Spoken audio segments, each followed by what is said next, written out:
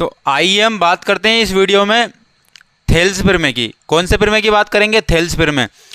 आज की इस वीडियो के बाद आपके मुंह से ये नहीं निकलेगा कि मुझे प्रमेय रचना करना नहीं आता है, मुझे प्रमेय रचना करना नहीं आता है। आज के बाद आपको एक एक प्रमेय आपके खुद के तरीके से, यानी कि खुद से आप प्रमेय की रचना कर सकते हो। उसका थोड़ा सा क्या होना चाहिए, आपको बेसिक कॉन्सेप्ट पता होना चाहिए। लेकिन तो मैं आज आपके नस नस में अगर थेल्स प्रमेय को नहीं अगर डाल दूं ना, तो फिर आखिरी की वीडियो के अंत में बोलिएगा कि वास्तविकता में आपने सही बोला था या झूठ बोला था। तो मैं बिल्कुल बेसिक से चलूंगा और आप भी इस वीडियो में बने रहिए, और गारंटी मेरी है कि इस थेल्स प्रमेय को आपके रग रग में बसा दूंगा मैं, आप भूल ही नहीं पाओगे। ऐसे करेंगे इसको। तो इस थेल्स प्रमेय को आधारभूत समानुपातिक प्रमेय भी कहते हैं।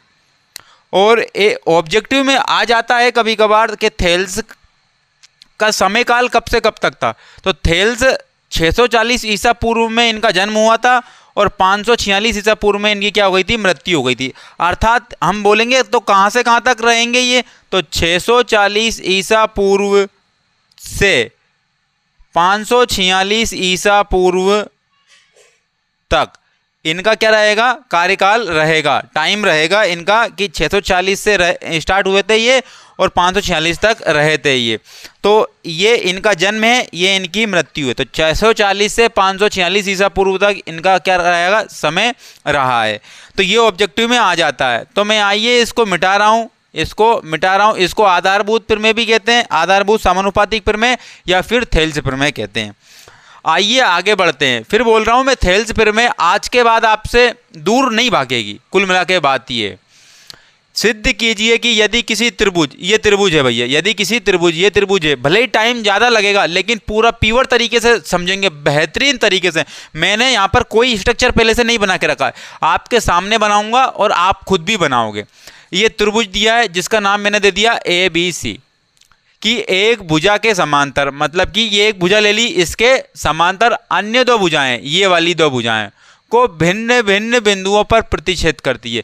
यानी कि इसके समांतर ले लेते हैं और इन दो भुजाओं को भिन्न भिन्न बिंदुओं पर क्या करेगी? प्रतिच्छेद करेगी। यदि इस भुजा को लेते हो तो इन दोनों भुजाओं को भिन्न भिन्न स्थान पर क्या करेगी? प्रतिच्छेद करेगी। यदि इस भुजा के समांतर कोई सी भी भुजा अगर खींचोगे तो इन दो बिंदुओं को प्रतिच्छेद करेगी। तो हम क्या मान लें? इस भुजा के समांतर कोई सी भी एक भुजा खींच देते हैं। इस भुजा के समांतर का मतलब ये होता है, समांतर का मतलब क्या होता है कि इन दोनों रेखाओं के बीच की दूरी अंत काल तक क्या होगी? बराबर होगी। तो जिसको नाम दे दें हम इसको D, देखो ABC, इसको नाम दे दिया D, इसको नाम दे दिया E, दे दिया नाम, क्या दे दिया? E नाम दे दिया। तो ये खींच दी हमने। तो आप आगे देखो, दो बिंदु पर भिन्न भिन्न बिंदुओं पर, यानी कि इस रेखा ने इस बिंदु पर प्रतिच्छेद कर दिया इस भुजा को, और इस भुजा को इस बिंदु पर प्रतिच्छेद कर दिया। रेखा खींची जाए तो अन्य दो भुजाएं एक ही अनुपात में विभाजित हो जाती हैं। तो ये बोल रहा है अन्य दो भुजाएं, एक तो ये भुजा और एक ये भुजा, एक ही अनुपात में विभाजित हो जाती है। क्या हो जाती है? जो अनुपात इसका और इसका होगा वही अनुपात इसका और इसका होगा।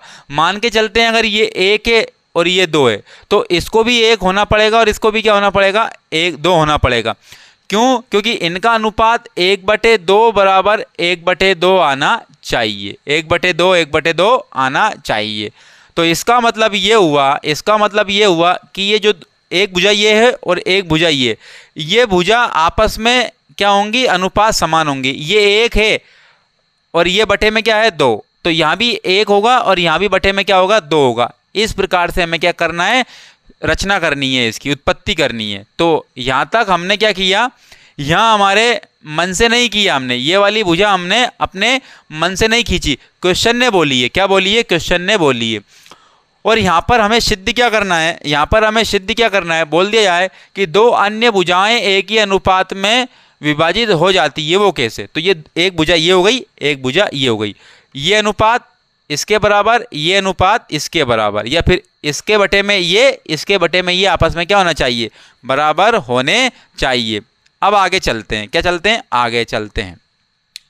तो आपको क्या करना है? सिद्ध करना है। तो सिद्ध क्या करना है? सिद्ध ये करना है कि AD बटे में डी बी, बटे में डी बी बराबर होना चाहिए ए ई बटे में ई सी के, बटे में ई सी के बराबर होना चाहिए। ये सिद्ध करना है आपको। इसके बटे में ये जो इन दोनों का अनुपात होगा वही अनुपात इन दोनों में होना चाहिए, जो इन दोनों में अनुपात है वही अनुपात इन दोनों में होना चाहिए, तब तो ये प्रमेय क्या हो जाएगी, सिद्ध होगी। तो इसी को सिद्ध करना है। तो हम आइए अब आगे करते हैं। तो एक क्या होता है, किसी भी प्रमेय को हम अगर बनाते हैं तो उसका एक नियम होता है। क्या होता है, नियम होता है। तो जो भी हमें जानकारी देके रखी है, तो जो भी अब हल करेंगे, हम क्या करेंगे, हल। तो हम क्या करेंगे, इसको हल करेंगे। जो भी हमें जानकारी दी है तो उसको बोलेंगे दिया है। क्या बोलेंगे, दिया है, दिया है, ठीक है ना। तो क्या क्या दिया है हमें, हमें क्या क्या दिया है, तो दिया क्या क्या है हमें, यह दिया है कि एक BC के समांतर कौन है, डी। डी किसके समांतर है, BC के। तो हम लिखेंगे, दिया है डी ई, मैथमेटिकल जो लैंग्वेज में हम लिखेंगे डी ई समांतर है किसके, BC के, किसके, BC के, ठीक है ना। हमने ये लिख दिया, हमने ये लिख दिया। ये नंबर 1 पॉइंट हो गया, ये नंबर 1 पॉइंट होगा। और नंबर 2 पॉइंट क्या होगा, नंबर 2 पॉइंट क्या होगा, ये भी जानकारी हमें पहले से ही क्वेश्चन में दी है कि दो ए बी, ये ए बी और ए सी को बिंदु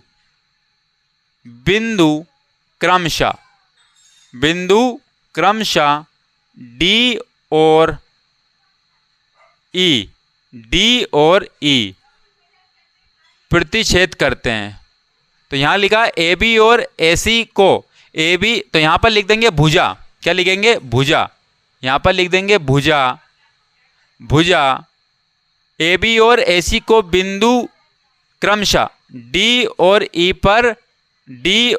पर प्रतिच्छेद करते हैं। क्या करते हैं, प्रतिच्छेद करते हैं। क्या करते हैं, प्रतिच्छेद करते हैं। तो अभी सारी जानकारी हमने क्या कर ली है, जो क्वेश्चन में दी थी उतनी तो हमने यहाँ पर लिख ली, जो क्वेश्चन में दी थी उतनी लिख ली। क्या लिख ली हमने, नंबर 1 पॉइंट लिखा, नंबर 1 पॉइंट लिखा, दिया है। एक ये सीक्वेंस है, क्या है, सीक्वेंस है। सबसे पहले आप क्या लिखोगे, दिया है। सबसे पहले आप क्या लिखोगे, दिया है लिखोगे। तो क्या दिया है कि डी समांतर है किसके, समांतर रेखा का क्या होता है, ये साइन होता है, BC के समांतर है, BC के समांतर है।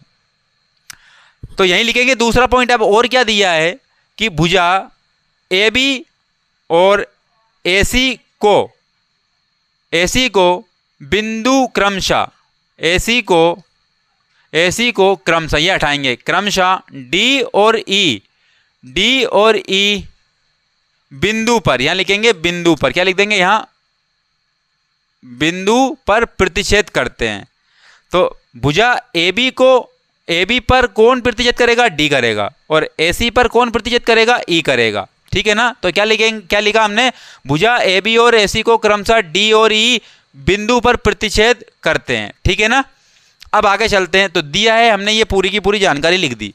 अब क्या लिखेंगे, अब लिखेंगे हम सिद्ध क्या करना है, तो सिद्ध लिखेंगे। उसके बाद में किसका सीक्वेंस आता है, सिद्ध करना है, सिद्ध करना है। क्या सिद्ध करना है, ये सिद्ध करना है। AD बटे में क्या लिखना है, DB, बटे में क्या लिखना है, DB बराबर AE, क्या लिखना है, AE बटे में क्या लिखना है, EC, बटे में क्या लिखना है, EC।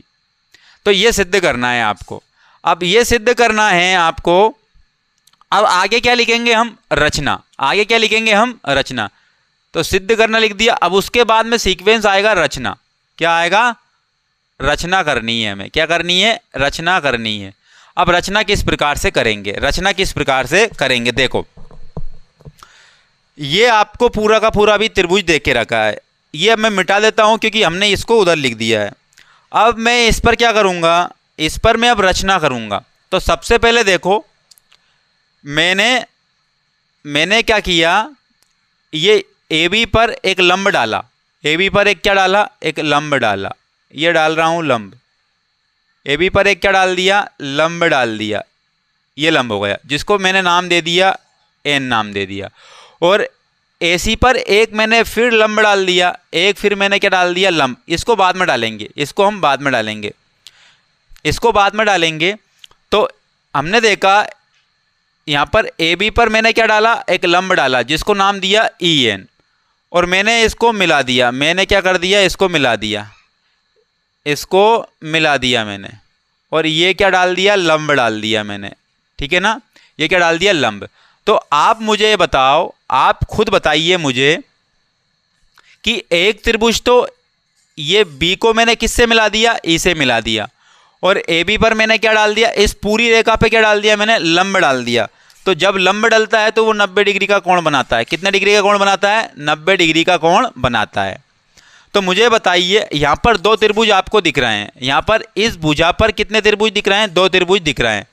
ए बी पर कितने त्रिभुज दिख रहे हैं, दो त्रिभुज। अब वो कौन कौन से, एक तो ए डी ई दिख रहा है, एक तो ए डी ई दिख रहा है, ठीक है ना, और उसके बाद में मेरे को दिख रहा है बी डी ई दिख रहा है। क्या दिख रहा है, बी डी ई। एक त्रिभुज तो ये, एक तो ये वाला और एक ये वाला, एक तो ये पूरा, एक तो ये पूरा, और एक ये वाला दिख रहा है मुझे। तो यहाँ पर कितने त्रिभुज दिख रहा है, दो त्रिभुज। तो उसी प्रकार से मुझे एक त्रिभुज और नजर आएगा, एक त्रिभुज और, दो त्रिभुज और नजर आएंगे। तो दो त्रिभुज तो यहाँ से होगा, एक तो इस भुजा पर हो गया ये, और एक यहाँ हो गया। इनको ही तो क्या करना है, सिद्ध। अब हमें क्या करना है, एडी सिद्ध करना है। तो एक तो ये त्रिभुज बन गया ये वाला, और एक करना है क्या, डीबी, और एक बन गया ये वाला त्रिभुज, ठीक है ना। और इन दोनों के लिए लंब क्या होगा, लंब क्या होगा, अर्थात ऊंचाई क्या होगी, ई एन होगी। क्या होगी, ई एन। तो ये हम रचना कर रहे हैं अभी, तो हमने रचना की है, और इसके बाद में एक और रचना करेंगे। तो यहाँ पर एक और लंब डाल दिया हमने। अब AC पर लंब डालेंगे, किस पर लंब डालेंगे, AC पर लंब डालेंगे, ये उसको नाम दे दिया हमने क्या, एम नाम दे दिया। क्या नाम दे दिया, एम। अब यहाँ पर क्या, किसको मिलाएंगे, C को D से मिलाएंगे। किसको मिलाएंगे, C को D से मिलाएंगे। थोड़ा तिरछा हो गया, तो C को मिलाया, D को मिलाया C से, किसको मिलाया, D को मिलाया C से। ये दिख रहा है आपको। तो आप खुद मुझे बताइए, मैंने अलग अलग पेन से यहाँ पर लिख दिया है। तो उसी प्रकार से क्या हुआ, एक AC पर मैंने डाल दिया लंब क्या, DM। क्या डाल दिया, DM लंब डाल दिया। तो जो ग्रीन कलर से लिखा है ये भी तो दो त्रिभुज बना रहा है। तो एक तो इस भुजा पर इतना इतना है, इतना क्या है, ADE हो गया ना, इतना है। अब उतने के लिए हमें क्या है, लंब दिया है, अर्थात ऊंचाई दी है कितनी, DM। और उसके बाद में एक त्रिभुज ये वाला है। देखो देखो, फिर कंफ्यूज हो जाओगे आप, इसीलिए मैंने दो मार्कर से बनाया है। क्या मार्कर से, दो। तो एक ब्लैक कलर से तो पूरा का पूरा त्रिभुज बना हुआ है, और जो मैंने रेड कलर से बनाया है, रेड कलर से, तो उसके लिए एक त्रिभुज ये बना, और एक त्रिभुज ये वाला बना, रेड कलर से ये वाला। और इन दोनों त्रिभुजों के लिए जो लंब होगा वो क्या होगा, EN होगा। उसके बाद में मैंने ग्रीन कलर से एक लाइन खींची, DM, वो एक लंब डाल दिया मैंने किस पर, AC पर, और मैंने C को मिला दिया किससे, DC, C से मिला दिया D को। तो हमने क्या किया, अब जो ग्रीन कलर से जो बनेगा, तो एक त्रिभुज तो ये वाला बन जाएगा, एक त्रिभुज तो ये वाला बन जाएगा, और एक त्रिभुज ये वाला बन जाएगा। यानी कि एक त्रिभुज के लिए क्या रहेगा, आधार ये रहेगा, और एक त्रिभुज के लिए आधार कौन सा रहेगा, ये रहेगा। क्योंकि हमें क्या निकालना है, इस भुजा का अनुपात, इस भुजा का अनुपात इसके साथ निकालना है, इस भुजा का अनुपात इसके साथ निकालना है। इसीलिए हम क्या कर रहे हैं, चार त्रिभुज बना रहा है। कितने त्रिभुज बना रहा है, चार, क्योंकि हमारे पास टर्म भी कितनी है, चार है। 1 2 3 4, चार टर्म है। तो चार त्रिभुज के अनुसार ही हम क्या निकालेंगे, इनका अनुपात निकालेंगे। तो रेड कलर से दो त्रिभुज, एक तो ये वाला और एक ये वाला, इससे इन दोनों का रेशो निकल जाएगा, AD और DB का रेशो निकल जाएगा। ग्रीन कलर के पेन से मैंने बनाया है, ग्रीन कलर के पेन से मैंने बनाया, तो AC पर एक लंब क्या डाला, DM डाला। तो उसके लिए एक त्रिभुज तो ये हो गया, तो उसके लिए ये अनुपात निकल जाएगा, और एक त्रिभुज क्या हो गया, ये वाला हो गया। कौन सा वाला, ये वाला। तो उसके लिए क्या निकल जाएगा, ये आधार बन जाएगा, और उससे क्या हो जाएगा आपका, इसका अनुपात निकल जाएगा। तो इसलिए चार त्रिभुज हमने ले लिए। अब देखते हैं हम क्या करते हैं, रचना करेंगे। अब रचना में लिखेंगे, क्या लिखेंगे, रचना में लिखेंगे। हम क्या बोलेंगे, बी को ई से मिलाया गया, बी को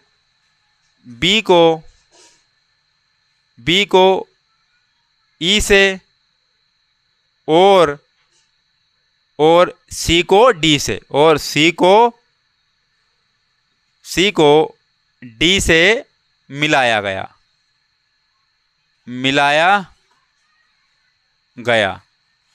तो यहां पर हमने ये सिंपल बात हमने क्या की है, रचना की थी, हमारे अकॉर्डिंग हमने क्या खींची थी, लाइन खींची थी। हमें जरूरत थी, क्यों थी जरूरत, क्योंकि हमें 1 2 3 4, तो 4 बिंदुओं पर हमें अनुपात निकालना था। तो उसी प्रकार से हमने 4 त्रिभुज बना लिए। तो सी को डी से मिला दिया और बी को किससे मिला दिया, ई से मिला दिया। तो 2 त्रिभुज तो ये बन गए, एक और एक ये, 2 त्रिभुज तो ये बन गए। उसके बाद 2 त्रिभुज इस त्रिभुज के लिए ये है और इस त्रिभुज के लिए ये। इसका मतलब ये है कि इसके लिए भी त्रिभुज ये मानेंगे और इसके लिए भी त्रिभुज यही मानेंगे। यानी कि ये जो ऊपर वाला जो त्रिभुज है, इतना वाला जो त्रिभुज है, वो क्या है, वो कांस्टेंट है। वो क्या है, कांस्टेंट है। मिलाया गया। और लिखेंगे, और अब देखो आप, ई एन लंब का क्या साइन लिखते हैं, हम ये लिखते हैं, ई एन लंब है किस पर, ए बी पर। और डी एम लंब है किस पर, ए सी पर। किस पर, ए सी पर। ठीक है ना। लंब डाले गए, ये लिख देना है हमें। तो इतना हमने लिख दिया। लंब का साइन क्या होता है, ये क्या है, आधार। अगर इस पे पूरा का पूरा सीधी रेखा डालेगी और 90 डिग्री का कोण बनेगा तो वो क्या हो जाएगा, 90 डिग्री, अर्थात वो लंब हो जाएगा। तो ऐसा कैसे ही तो हमने क्या लिखा, ऐसा कैसे ही साइन बनाया ना, ये आधार और ये लंब, ये आधार और ये लंब। तो आप खुद देखो, ई एन लंब किस पर है, ए बी पर। तो ई एन लंब है किस पर, ए बी पर। और डी एम लंब है किस पर, ए सी पर। तो डी एम लंब है किस पर, ए सी पर। तो ये हम लंब डालेगा, ये हमने लिख दिया। अर्थात रचना की हमारी क्या हो गई, पूरी कंप्लीट हो गई। अब हम करेंगे उपपत्ति। क्या करेंगे, उपपत्ति। तो अब हम लिखेंगे क्या, उपपत्ति। अर्थात अब हम करना चालू करेंगे, सिद्ध करना। अब हमारी ओर से उपपत्ति करेंगे। तो कितने त्रिभुज, 4 त्रिभुज। और चारों त्रिभुज से कितने अनुपात निकालेंगे, 4 अनुपात निकालेंगे, 4 वैल्यू निकालेंगे हम। देखो कैसे, उपपत्ति पे। तो सबसे पहले हम लिखेंगे, सबसे पहले हम क्या लिखेंगे, सबसे पहले हम लिखेंगे त्रिभुज का क्षेत्रफल। त्रिभुज का क्षेत्रफल मैं अलग पेन से लिखूंगा, त्रिभुज का क्षेत्रफल। तो यहां पर मैं ब्लू पेन से लिखूंगा त्रिभुज का क्षेत्रफल। त्रिभुज का क्षेत्रफल, क्षेत्रफल क्या होता है, तो त्रिभुज का क्षेत्रफल होता है 1/2 आधार इंटू ऊंचाई। आधार इंटू ऊंचाई, आधार इंटू ऊंचाई होता है। अब देखो आप, जब ये निकाल लिया तो यहां पर क्या निकालेंगे, त्रिभुज। अब क्या निकालेंगे, पहले तो हम ए डी ई को लेते हैं। क्या लेते हैं, ए डी ई को। तो पहले हम क्या कर रहे हैं, रेड वाले को ले रहे हैं। क्या ले रहे हैं, रेड वाले को। मतलब ये वाले त्रिभुज को लेंगे और एक ये वाले पूरे को त्रिभुज को लेंगे। तो हम इस भुजा को क्या मानेंगे, आधार मानेंगे। इस भुजा को क्या मानेंगे, आधार मानेंगे। और इस आधार पर लंब कौन सा डाला है, ई एन। कौन सा डाला है, ई एन। तो इसके लिए एक पूरा त्रिभुज तो ये ले लेंगे और एक त्रिभुज ये ले लेंगे। तो हमने लिया त्रिभुज ए डी ई, त्रिभुज ए डी ई का क्षेत्रफल। क्या ले लिया, त्रिभुज ए डी ई का क्षेत्रफल लिया हमने। और बटे में क्या ले लेंगे, और बटे में क्या ले लेंगे, त्रिभुज। और बटे में क्या ले लेंगे, त्रिभुज। दूसरा त्रिभुज क्या लेंगे, ये वाला। क्या लेंगे, ये वाला। अर्थात बी डी ई लेंगे। क्या लेंगे, त्रिभुज बी डी ई का क्षेत्रफल, क्या लेंगे, बी डी ई का क्षेत्रफल बराबर बराबर। अब हम उत्पत्ति कर रहे हैं, क्या कर रहे हैं, उत्पत्ति कर रहे हैं। तो देखो अगर आप इनके अगर सेपरेट निकालेंगे, इनके क्षेत्रफल क्या निकालेंगे, सेपरेट निकालेंगे, तो भी वही बात होगी, और इनके अगर अपोन में निकालेंगे क्या होगा, तो भी वही बात होगी। एक काम करते हैं, रचना कर रहे हैं तो हम एक काम करते हैं, अलग अलग ही निकाल लेते हैं। क्या कर लेते हैं, अलग अलग ही निकाल लेते हैं। तो बराबर, तो ए डी ई का क्षेत्रफल निकाला हमने बराबर। तो ए डी ई कहाँ है, ए डी ई ये है। तो सबसे पहले हमने देखा ए डी ई का आधार क्या है, ए डी ए, आधार क्या है, ए डी ए, क्या है, ए डी, और ऊंचाई क्या है, तो यहाँ पर क्या लिखेंगे, 1/2 लिखेंगे। क्या लिखेंगे, 1/2 गुणा में आधार क्या है, ए डी, क्या है, ए डी, और ए डी पर लंब कौन सा डला है, ये वाला, तो ई एन लंब डला है। क्या डला है, ई एन लंब डला है। तो इसको क्या बोल देंगे, ये समीकरण नंबर 1 बन गई। ये क्या बन गई, समीकरण नंबर 1 बन गई। दूसरी बात आगे लिखेंगे, त्रिभुज। अब त्रिभुज इसको ले लिया ना ऊपर वाले को, अब रेड वाले को नीचे लेंगे, क्योंकि हम इस आधार की इस भुजा पे बात कर रहे हैं, इस भुजा पे। तो इस भुजा का हमने एडी तो ले लिया, क्या ले लिया, एडी। अब क्या लेंगे, डीबी को लेंगे, अर्थात ये वाले त्रिभुज को लेंगे। तो बी यानी कि बी डी ई का क्षेत्रफल, त्रिभुज बी डी, तो इसको भी क्या लिखूंगा मैं, अलग पेन से लिखूंगा। इसको भी क्या लिख दूंगा मैं, अलग पेन से लिख दूंगा। त्रिभुज बी डी ई का क्षेत्रफल। बहुत ही बढ़िया बेहतरीन तरीके से आपने है ना, ऐसे जो ये रचना है प्रमेय की बहुत कम पड़ी होगी, लेकिन मैं बिल्कुल क्लियरिटी के साथ में आपको बता रहा हूं। टाइम भले ही लग जाएगा, लेकिन थेल्स प्रमेय आपसे दूर नहीं जाएगी, ये बता दूं आपको। तो 1/2 गुणा, अब इसके लिए आधार क्या हो गया, डीबी हो गया। इसके लिए आधार क्या हो गया, डीबी हो गया। क्या हो गया, डीबी हो गया, गुणा में। और आपको मैंने पहले ही बोला था, इस भुजा का लंब क्या है, ई एन ही है। इस भुजा का लंब क्या है, पूरे के लिए क्या रहेगा, हमारा लंब ई एन ही रहेगा। क्या रहेगा, ई एन ही रहेगा। तो इस त्रिभुज के लिए भी क्या हो गया, लंब ई एन हो गया। और ये समीकरण नंबर क्या हो गई, 2 हो गई। ये समीकरण नंबर क्या हो गई, 2। अब आगे चलते हैं, फिर क्या करेंगे, अब रेड वाले का काम खत्म, ये रेड वाले का काम खत्म, यानी कि ये त्रिभुज और ये त्रिभुज का काम खत्म हो गया। अब आते हैं हम ग्रीन वाले पे। तो ग्रीन वाले के लिए अब इस भुजा की बात करेंगे। कौन सी भुजा की बात करेंगे, इस भुजा की। तो इस भुजा के लिए त्रिभुज ये वाला लेंगे। कौन सा वाला लेंगे, ये वाला। कौन सा वाला, ये। तो इस भुजा पे लंब कौन सा डला है, डीएम डला है। क्या डला है, डीएम। तो एक बार आधार इसको मानेंगे और एक बार आधार इसको मानेंगे, ठीक है ना, क्योंकि इन्हीं का तो आधार अनुपात निकालना है हमें। तो यहां पर लिखेंगे त्रिभुज, पहले क्या लेंगे, ए डी ई। क्या लेंगे, ए डी ई, क्योंकि ये तो कॉमन है दोनों में। ए डी ई का क्षेत्रफल, तो ए डी ई का क्षेत्रफल कौन आधार रहेगा, ये रहेगा। पहले आधार कौन रहेगा, ये, यानी कि 1/2 आधार इस बार क्या है, ए ई है। क्या है, ए ई है, ए ई, गुणा में ए ई पर लंब कौन सा है, डी एम है। लंब कौन सा है, डी एम है। और यही समीकरण नंबर क्या हो गया, 3 हो गया। ये समीकरण नंबर कितना हो गया, 3। फिर उसके बाद में क्या करेंगे,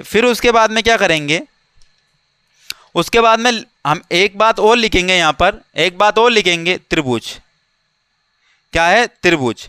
या फिर ये लाइन को हम क्या कर दें, मिटा दें, इस पेन से लिखते हैं हम त्रिभुज। अब कौन सा आधार लेंगे, ये वाला, अर्थात कौन सा त्रिभुज लेंगे, ये वाला त्रिभुज लेंगे, ग्रीन वाला। कौन सा वाला, ग्रीन वाला। तो मुझे बताओ, इस त्रिभुज के लिए भी लंब क्या होगा, डीएम, क्योंकि इस पूरी भुजा का लंब क्या हो गया, डीएम। तो त्रिभुज चाहे ये वाला लो, उसके लिए लंब ये होगा, त्रिभुज चाहे ये वाला लो, उसके लिए भी लंब क्या होगा, डीएम ही होगा। तो अब आधार क्या मानेंगे, ईसी को मानेंगे। तो क्या मानेंगे, ईसी को। तो त्रिभुज कौन सा ले रहा है, बी डी ई ले रहा है। क्या ले रहा है, बी डी नहीं, इस बार लेंगे सी डी ई लेंगे। ये त्रिभुज लेंगे सी डी ई। तो लेंगे सी डी ई का क्षेत्रफल, सी डी ई का क्षेत्रफल क्या आया, 1/2 गुणा आधार क्या है, इस बार ईसी है। क्या है, ईसी, ईसी गुणा इसके लिए जो लंब क्या होगा, डीएम ही होगा। क्या होगा, डीएम होगा। और ये समीकरण नंबर कितना बन गया, 4 बन गया। क्या बन गया, 4। अब इनसे क्या करेंगे, हम अनुपात निकालेंगे। इनसे क्या करेंगे, हम अनुपात निकालेंगे। ये चार लगातार निकाल लिए, अब हम निकालेंगे अनुपात। तो हम क्या निकालेंगे, अनुपात।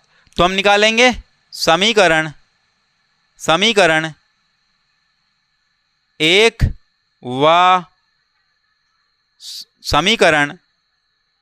समीकरण दो से। अब ये चार जो लाइन लिखी है इससे पहले ही करने वाले थे, लेकिन आपको क्लियरिटी लानी थी, इस वजह से मैं इनको कर रहा हूं।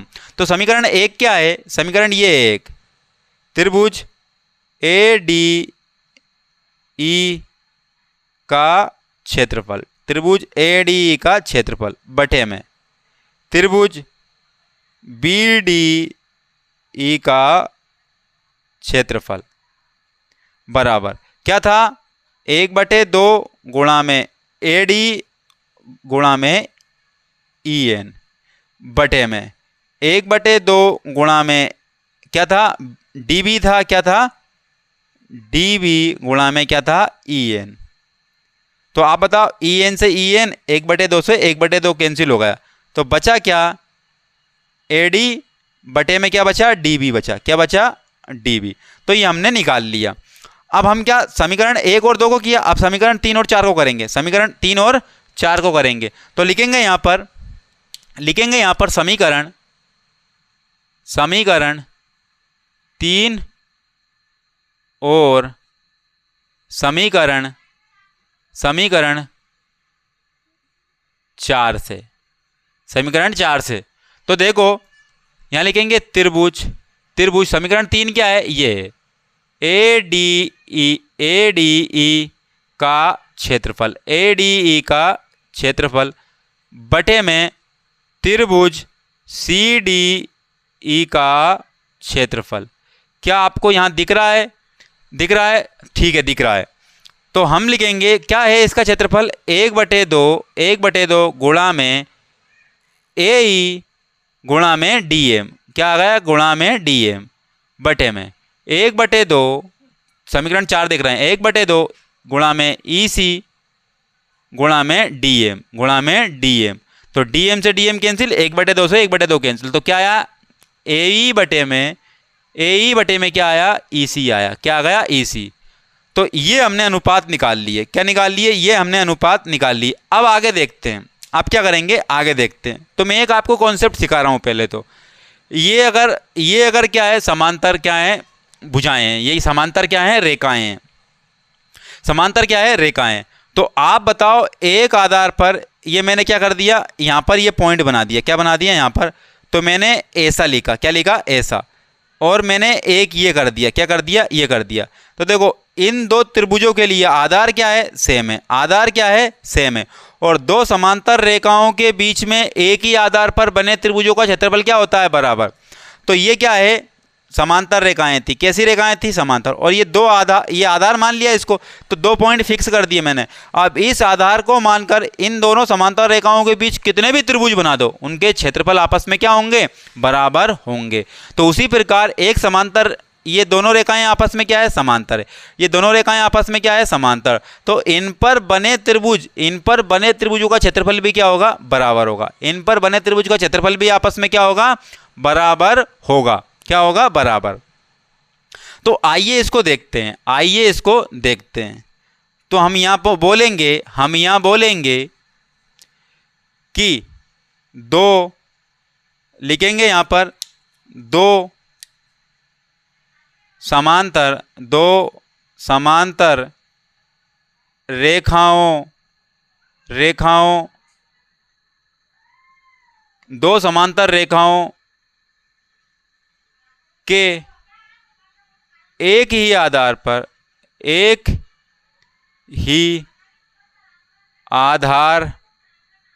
पर बने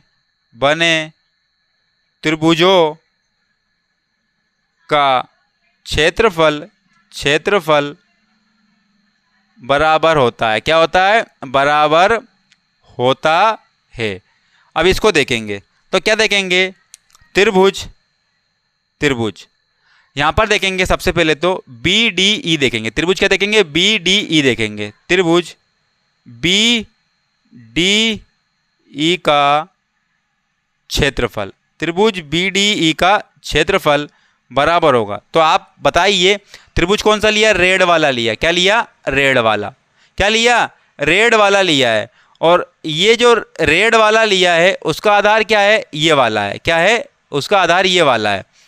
और आप खुद बताना, और दो समांतर रेखाओं के बीच है, तो वहीं आप एक त्रिभुज क्या लेंगे? ये वाला लेंगे। क्या लेंगे? ये वाला लेंगे। क्या लेंगे? ये वाला। तो आप मुझे बताइए, आप मुझे खुद बताओ, इस त्रिभुज के लिए ये भुजा क्या है? सेम है। और इस त्रिभुज के लिए भी ये भुजा क्या है? सेम है। तो ये त्रिभुज, रेड वाला त्रिभुज और ग्रीन वाला त्रिभुज के लिए ये जो है ना, समान है कि नहीं है आधार? आप बोलोगे जी हाँ समान है। क्या है? समान है। तो हम यहां बोल देंगे, तो त्रिभुज बी डी ई का क्षेत्रफल बराबर होगा, त्रिभुज बी डी का क्षेत्रफल बराबर होगा किसके? सी डी ई के। किसके? सी डी ई के। तो यहां पर लिखा ना सी डी ई के, तो लिख दिया हमने। क्या बराबर होगा? त्रिभुज सी डी ई के, सी डी ई का क्षेत्रफल। तो ये आपस में बराबर हो गए। जब ये आपस में बराबर हो गए, जब ये आपस में बराबर हो गए, तो आप खुद बताइए मुझे कि, आप खुद बताइए मुझे कि अब अनुपात निकाल लेंगे हम। जब इसका क्षेत्रफल और इसका क्षेत्रफल बराबर हो गया ये, और इन दोनों त्रिभुजों तो ये अलग अलग थे, अब इनका क्षेत्रफल पहले से ही बराबर हो गया। और ये जो था तीसरा जो त्रिभुज था, एक त्रिभुज तो ये हो गया और दूसरा त्रिभुज ये हो गया, तो दो त्रिभुज तो ये, और दोनों के लिए हमने क्या मान लिया था? एक आधार मान लिया था। मतलब ये दोनों के लिए क्या था? समान था। देखो समान क्या था? इसके समीकरण एक में ये समान था, और समीकरण देखो ये दो बार त्रिभुज सेम लिया कि नहीं लिया हमने? तो इसका मतलब ये दोनों बार क्या हो गया? कॉमन हो गया। क्या हो गया? कॉमन हो गया। तो इसके लिए क्या हुआ? इसके लिए क्या हुआ? हम बोलेंगे अनुपात क्या लिखेंगे फिर हम? एडी बटे में, एडी के बराबर क्या होगा? एडी के बराबर क्या होगा? एडी के बराबर क्या हो जाएगा? ए ई हो जाएगा। क्या हो जाएगा? ए ई हो जाएगा। क्यों हो जाएगा? क्योंकि ये वाली भुजा और ये वाली भुजा आपस में क्या है? बराबर है। क्यों बराबर है? क्योंकि हर बार ये क्या लिया आपने? कॉमन ले लिया। अब इनके बटे में लिखेंगे, ये वाली भुजा और ये वाली भुजा भी क्यों होगी? बराबर होगी। अर्थात क्या होगी? बराबर होगी। क्यों हो जाएगी? क्योंकि इनका आधार क्या है? सेम। अर्थात इसका क्षेत्रफल भी बराबर है, तो इसका क्षेत्रफल भी क्या है? बराबर। इसका मतलब डी बी बटे में क्या जाएगा? EC आ जाएगा। बटे में क्या आ जाएगा? EC आ जाएगा। तो ये आपस में क्या हो गई? बराबर हो गई। तो हम यहां लिख देंगे इति सिद्धम। क्या लिख देंगे? इति सिद्धम। ये लिख दिया हमने। तो हमने क्या कर दिया? इसको सिद्ध कर दिया। हमने क्या कर दिया? इसको सिद्ध कर दिया। तो AD बटे में DB बराबर AE बटे में EC, यही हमें क्या करना था? सिद्ध करना था। यही हमें क्या करना था? सिद्ध करना था। तो ये आपको थेल्स पिर में कंप्लीट हो चुकी है। और अगर कोई भी समस्या आई है तो कमेंट्स बॉक्स में जरूर जवाब देना आप।